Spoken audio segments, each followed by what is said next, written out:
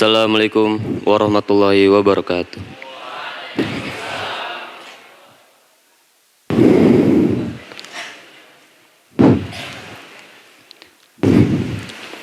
Innal hamdalillah nahmaduhu wa nasta'inuhu wa nastaghfiruh wa na'udzu billahi min shururi anfusina wa min sayyiati a'malina. May yahdihillahu fala mudhillalah wa may yudlil fala hadiyalah. Asyhadu an la ilaha illallah wahdahu la syarikalah wa asyhadu anna Muhammadan abduhu wa rasuluh la nabiyya wa la rasula ba'dah. Ya ayyuhallazina amanu taqullaha haqqa tuqatih wa la tamutunna illa wa antum muslimun. Ya ayyuhan nas ittaqu rabbakumul ladzi khalaqakum min nafsin wahidah wa khalaqa minha zawjaha wa batsa minhuma rijalan katsiran wa nisaa'a wattaqullaha alladzi tasaaluna bihi wal arham innallaha kana 'alaikum raqiba.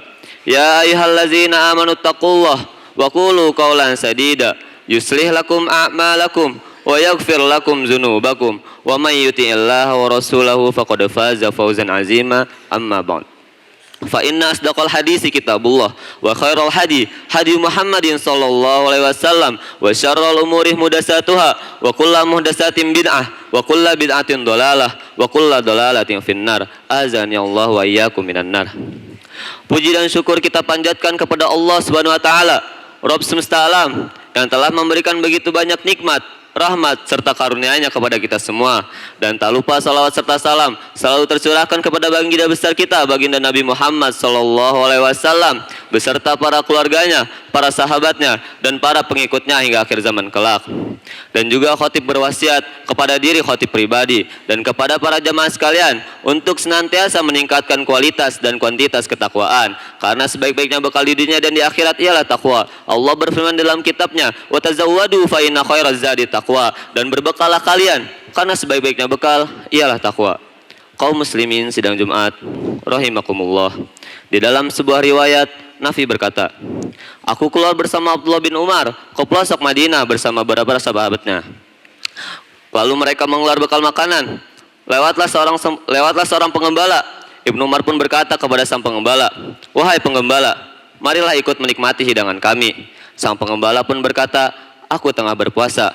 Kemudian Ibnu Umar pun berkata, di bawah panas terik matahari ini, di tengah bukit-bukit, engkau menggiring kawanan domba sambil berpuasa. Sang pengembala pun berkata, aku ingin berpacu mengisi hari-hariku yang telah berlalu. Kemudian Ibnu Umar pun takjub dengannya, lalu berkata, wahai sang pengembala, maukah engkau menjual kepada kami seekor dombamu ini? Kami akan sembelih dan kami akan memberimu dagingnya untuk berbuka. Sang pengembala tadi pun berkata, domba-domba ini bukanlah milikku, melainkan milik tuanku. Ibnu Umar kemudian berkata kembali, kira-kira apa yang akan dikatakan oleh tuanmu jikalau engkau mengatakan kepadanya bahwa domba-domba tersebut telah dimakan oleh serigala? Lantas sang pengembala tadi pun pergi seraya mengangkat jarinya ke atas langit dan berkata, lalu di mana Allah? Nafi berkata, Ibnu Umar terus saja mengulang-ulang perkataan sang pengembala tadi, lalu di mana Allah? Ketika telah sampainya di Madinah, Ibnu Umar pun segera mengutus orang kepada pemilik budak sang pengembala tersebut. Ia pun membeli sang pengembala beserta gembalaannya, kemudian memerdekakannya dan memberikan domba tersebut kepadanya. Kaum muslimin sidang Jumat rahimakumullah, apakah sikap pada cerita singkat tadi masih bisa kita dapatkan di tengah dekadensi moral yang begitu banyak menimpa umat manusia? Kita lihatlah sekeliling kita lihat diri kita dan keluarga kita. Sudahkah kita menghadirkan sikap jujur dan amanah dalam keseharian kita? Akan tetapi sejatinya sifat amanah masih ada pada diri kaum muslimin bila mereka mau memupuk iman dalam sanubarinya, karena amanah adalah termasuk karakteristik kaum beriman. Amanah adalah tanda keimanan. Anas bin Malik meriwayatkan bahwasannya Rasulullah SAW tidaklah berkhutbah, melainkan beliau mengatakan, la imana liman la amanata lahu, wala dina liman la ahda lahu. Tidaklah sempurna iman bagi orang yang tidak amanah, dan tidak sempurna pula agama bagi orang yang tidak bisa memegang janjinya. Seringkali Rasulullah SAW menyampaikan pesan ini di dalam khutbah-khutbahnya.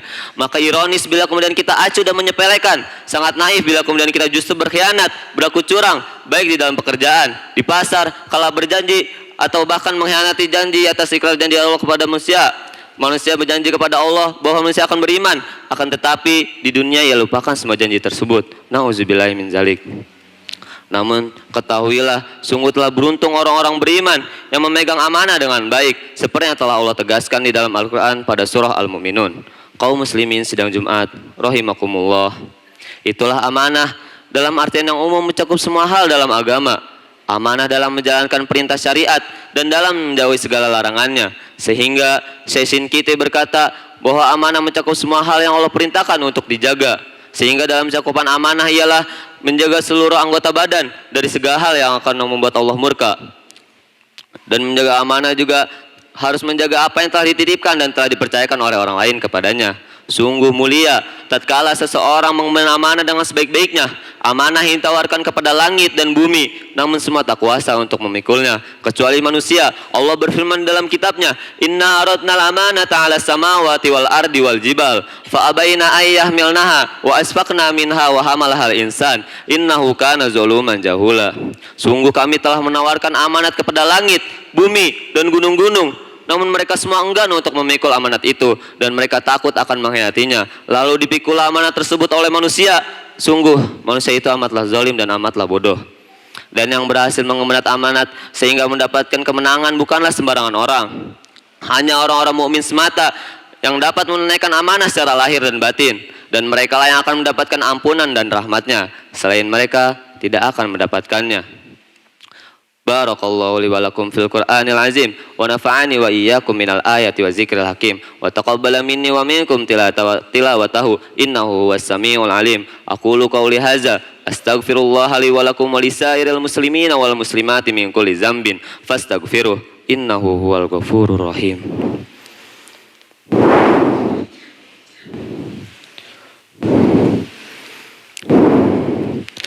Alhamdulillahi rabbil alamin. Wabihi nasta'in wa ala umuri dunya waddin wassalatu wassalamu ala asrafil anbiya'i wal mursalin nabiyina Muhammadin wa ala alihi wa sahbihi wa man tabi'ahum bi ihsanin ila yaumiddin. Amma ba'du. Dari khutbah pertama tadi bisa kita simpulkan bahwa amanah adalah bentuk pengamalan dari Al-Quran dan Sunnah. Amanah adalah pokok pangkal dari semua ibadah dan muamalah. Salat adalah amanah yang harus kita tunaikan pada waktunya dengan benar. Demikian pula dengan zakat, puasa, janji, pekerjaan, bahkan kesehatan pun amanah. Pendengaran kita, penglihatan kita, lidah kita dan hati kita, itu semua juga amanah. Untuk apa kita menggunakannya? Untuk mendengar, melihat, bertutur yang baik atau untuk yang haram?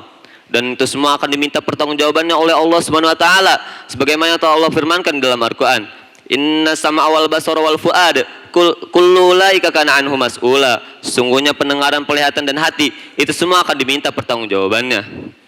Dan di antara amanah yang paling besar adalah amanah dalam urusan kepemimpinan dan jabatan. Dalam mengemban amanah ini sangatlah berat dan besar. Kepemimpinan dan jabatan hanya akan mendulang siksa dan penyesalan di hari akhir, kecuali bagi pemimpin yang adil dan menunaikan kewajiban yang harus dia laksanakan. Demikianlah yang diajarkan oleh Rasulullah SAW. Dan bentuk pengkhianatan paling besar dalam masalah kepemimpinan dan jabatan ialah ketika seseorang berlaku curang dan menipu dalam segala hal yang telah dititipkan dan dipercayakan oleh orang lain kepadanya. Semoga Allah memberikan kita pemimpin yang adil dan tidak zalim. Amin ya rabbal alamin. Dan tidak kalah penting juga adalah amanah agung yang diemban oleh orang tua dalam mendidik putra dan putrinya. Sudahkah orang tua kita memberikan kita tempaan dan didikan yang berkualitas, bukan hanya sekadar memberikan fasilitas duniawi dengan berbagai ragamnya, namun yang jauh lebih penting adalah sudahkah orang tua kita memberikan kita pendidikan yang berbasis dengan ajaran Al-Quran dan Sunnah, sehingga orientasi hidup kita senantiasa terarah pada kebaikan agama. Semoga Allah senantiasa menjadikan kita sebagai hamba yang senantiasa mengemban amanah dengan sebaik-baiknya dalam segala bidang dan semua cakupannya. Innallaha wa malaikatahu yusholluna 'alan nabi ya ayyuhallazina amanu shollu 'alaihi wasallimu taslima. Allahumma sholli 'ala Muhammad wa 'ala ali Muhammad kama shallaita 'ala Ibrahim wa 'ala ali Ibrahim innaka Hamidum Majid. Wa barik 'ala Muhammad wa 'ala ali Muhammad kama barakta 'ala Ibrahim wa barik 'ala Ibrahim innaka Hamidum Majid. Allahumma ighfir lil muslimina wal muslimat wal mu'minina wal mu'minat al ahya'i minhum wal amwat innaka sami'un qaribun mujibud da'wat ya qadiyal hajat.